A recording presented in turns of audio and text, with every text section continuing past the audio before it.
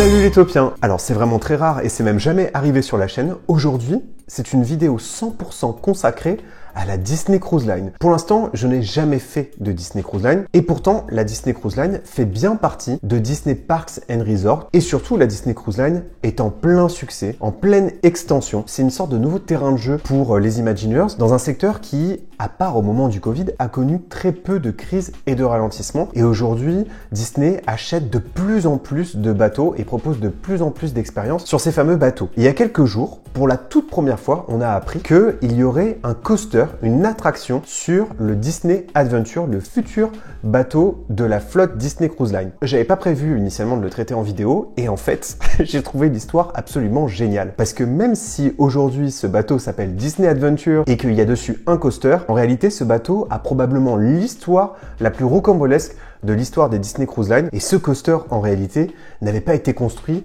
par Disney à l'origine. Je vous explique. On est en 2018 et il y a une compagnie, Genting Hong Kong, a annoncé la création et la construction de ces bateaux. Et ces bateaux à l'origine devaient être exploités par Dream Cruise dès leur livraison. Dream Cruise, c'est une compagnie qui exploite particulièrement en Asie, notamment à Singapour. Et d'ailleurs, le Disney Adventure sera un bateau qui desservira Singapour. Et donc en 2018, il y a cette société qui s'appelle Genting Hong Kong qui construit ces bateaux de classe globale. Il y en a deux. Et c'était des bateaux qui devaient circuler des ports chinois pendant la saison estivale pour aller ensuite en Asie du Sud-Est, en Océanie et sur la côte ouest des États-Unis pendant tout le reste de l'année. La construction du premier navire, qui s'appelait Global Dream, a débuté le 8 mars 2018 dans les installations de Wismar et Rostock. Peut-être que vous le savez, peut-être pas.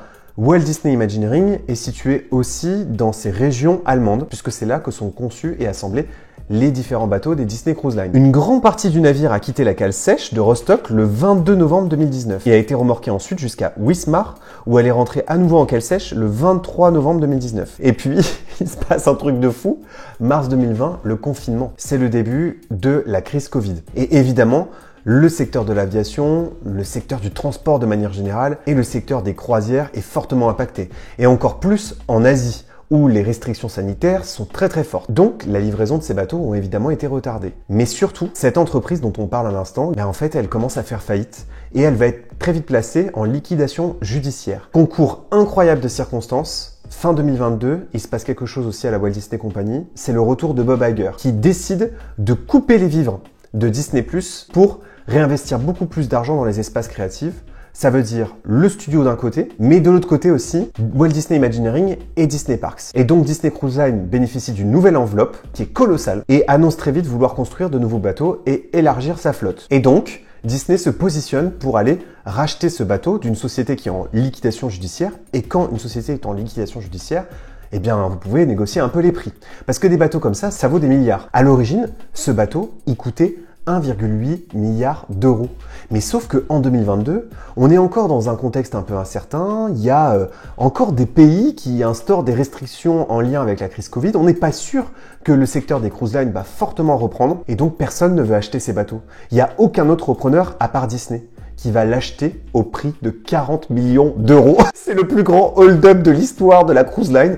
Le bateau a été acheté 48 millions d'euros. Alors, bien sûr, il faut que Disney continue de le construire. Il n'est pas terminé. Et puis, le contrat de vente est très particulier. Disney ne bénéficie pas des garanties qu'ils ont habituellement lorsqu'ils achètent un bateau à un constructeur. Et puis, c'est un bateau qui n'existe pas encore sur le marché, en tout cas pas dans cette configuration. C'est un bateau de classe globale. Et puis, son jumeau qui est construit en même temps, lui, peut-être ne verra jamais le jour, peut-être qu'il n'a pas trouvé de repreneur. Alors, ce Global Dream, qui va en fait s'appeler Disney Adventure, il a une capacité de 6000 personnes. Et Disney s'est associé à une entreprise qui s'appelle Meyerwerf pour achever le navire qui, en principe, devrait débuter ses opérations commerciales à compter du 15 décembre 2025. Ce sera d'ailleurs le premier bateau qui sera un peu basé en dehors du marché classique américain, puisque le navire devrait être amené en principe à Singapour. Vous le savez, en fait, le marché des croisières est en pleine expansion, donc Disney n'est pas le seul à vouloir y intégrer des attractions, à y intégrer des endroits avec du thème.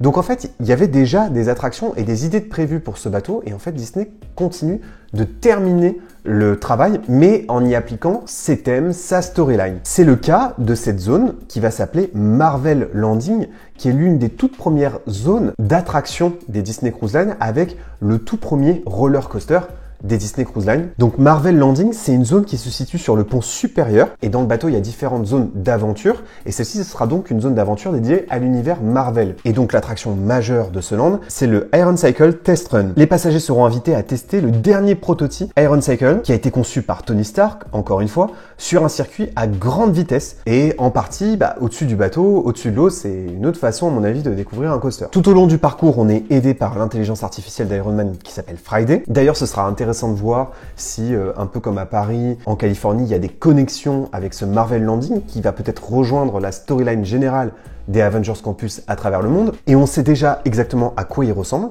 parce que à l'époque où c'était le constructeur précédent qui s'en occupait, l'attraction était déjà prévue. Elle avait même un autre nom. Ça s'appelait le Space Cruiser, qui était construit chez Morer. Morer, pour l'anecdote, c'est le constructeur de Crush Coaster à Disneyland Paris. Et donc Disney continue de travailler avec ce constructeur qui leur a probablement été imposé, mais avec qui ils ont quand même parfois collaboré pour travailler les thèmes Disney sur cette attraction. Ça pose beaucoup de questions parce que sur un bateau comme ça, de 6000 personnes, est-ce que ce genre de coasters qui ont évidemment un très faible débit comme Crush Coaster, est-ce que ces coasters seront en capacité de maintenir un temps d'attente raisonnable? Vous êtes nombreux à m'avoir expliqué parmi les passionnés de coaster que c'est un type de coaster qui tombe beaucoup en panne, que c'est très difficile à faire fonctionner. Néanmoins, là, Disney est sous contrainte en quelque sorte. C'était à mon avis déjà trop coûteux de revenir en arrière. Et donc la contrainte là pour Disney, c'est d'appliquer un thème sur un produit qui était déjà quasiment en cours de construction. Et donc je trouve que ça matche plutôt bien avec l'univers Marvel. Et d'ailleurs, tout autour, il y aura d'autres attractions. Il y aura par exemple le PIM Quantum Racers, qui sera une sorte d'Autopia, mais sur l'univers d'Ant-Man. Donc on est à bord de mini-voitures, modifiées par PimTech pour une virée autour d'un circuit en naviguant entre des obstacles surdimensionnés,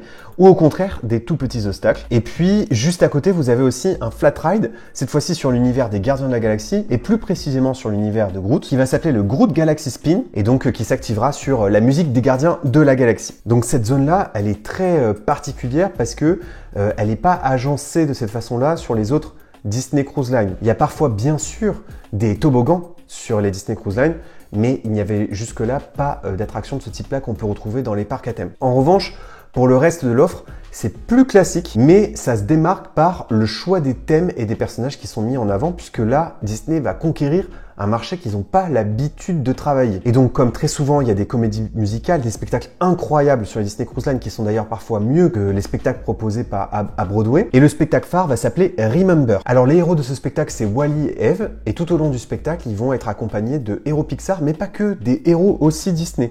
Il y aura donc bien sûr Miguel et ses amis pour une interprétation d'une partie de la BO du film Coco. Il y aura aussi les héros de La Petite Sirène ou encore ceux de Aladdin, d'autres classiques qui vont les rejoindre sur scène. Donc c'est un mélange des genres assez incroyable, mais souvent les spectacles des Disney Cruise Line sont assez extraordinaires et sortent un peu des storylines habituelles des parcs Disney. Et puis bien sûr, l'expérience de restauration est complètement centrale sur les Disney Cruise Line, où chaque soir vous changez de restaurant, où il y a même parfois des happenings, des petits spectacles pendant que vous dînez. Et donc vous avez par exemple le Navigator Club et le Hollywood Spotlight Club qui va rendre hommage à l'âge d'or d'Hollywood avec les VIP, donc plutôt Mickey Mouse, Minnie Mouse, Donald Duck et Daisy Duck, dans des tenues de fête. Ensuite vous avez le retour du Animator Palette, qui est vraiment un restaurant emblématique des Disney Cruise Line. Restaurant en fait où vous êtes entouré tout autour de vous de dessins d'animateurs qui prennent vie et qui au début du repas sont en noir et blanc et puis passent ensuite en couleur. Et puis vous pouvez vous aussi dessiner vos propres créations. Elles apparaissent ensuite sur les écrans. Et puis je me souviens d'avoir vu une vidéo où à la fin Mickey Mouse vient célébrer les couleurs qui apparaissent partout sur les murs. Et il y a la musique de Fantasmic qui retentit et lui il est dans la tenue de l'apprenti sorcier. Vous avez également une zone Pixar sur le Disney Adventure et juste à côté vous aurez donc ce restaurant, le Toy Story Place, qui sera donc un hommage à la création Pixar avec plein de concept art imaginés par les animateurs avant la création des films. Et puis la Toy Story Place sera justement un endroit pour pouvoir profiter de quelques autres attractions, mais cette fois-ci des attractions aquatiques, donc des toboggans, sur l'univers des aliens par exemple. Je trouve que c'est une super idée d'avoir fait matcher l'univers de Toy Story avec l'univers des parcs aquatiques, parce que l'univers des parcs aquatiques est un univers très plastique, où il y a souvent des couleurs criantes, et donc ça match évidemment très bien avec l'univers de Toy Story. C'est vraiment très rare que je parle des Disney Cruise Line, mais je trouve que l'histoire de ce bateau est complètement atypique parce que il se Disneyise alors qu'à l'origine c'était pas du tout un bateau qui était prévu pour Disney, et en même temps Disney souhaite le conserver pour le marché d'origine pour lequel il avait été imaginé, donc c'est-à-dire plutôt du côté de Singapour. On retrouve des personnages Disney emblématiques, mais qui sont pas forcément mis en avant dans les autres Disney Cruise Line, ce qui en fait donc le bateau Disney le plus atypique, et c'est pour ça qu'il m'intéressait et que je voulais en parler avec vous. Je sais pas si parmi vous il y a des fans des Disney Cruise Line, et je sais qu'il y a une vraie communauté francophone vraiment fan de cet univers-là, et il faudrait que moi aussi un jour j'aille tester ça, mais c'est un sacré budget tout de même, et puis je crois que je préfère quand même malgré tout les parcs à thème, mais surtout ne jamais dire jamais, et il faudra bien entendu se faire un avis en vrai. Merci beaucoup d'avoir regardé cette vidéo les taupiens, n'oubliez pas que vos rêves sont éternels. Bye!